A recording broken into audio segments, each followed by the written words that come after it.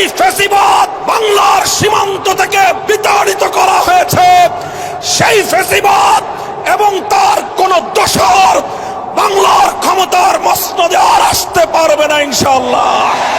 আমাদের সঙ্গে যদি কেউ বিরোধ তৈরি করতে আসেন, আমাদের শান্তিপ্রিয় চলার পথে যদি কেউ প্রতিবন্ধকতা তৈরি করতে আসেন, রাজপথে মোকাবেলা করব আমরা ইনশাআল্লাহ।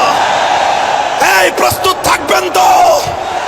জীবন দিতে হলে জীবন দেব, রক্ত দিতে হলে রক্ত দেব। দেশ এবং জাতির প্রশ্নে কারো কাছে মাথা নত করব না। আজও যারা স্বপ্ন দেখছে বিদেশি প্রভুদেরকে খুশি করে আবার ক্ষমতার মসনদে আসবে, তাদেরকে বলতে চাই, বাংলাদেশের মানুষ আজ ঐক্যবদ্ধ। বাংলার মানুষ আজ রাজপথে অবস্থান নিয়েছে।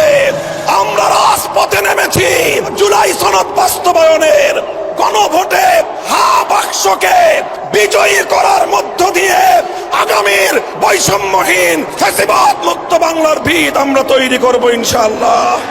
ইন্টারিম সরকার, ইতিহাস আপনাদেরকেও ক্ষমা করবে না।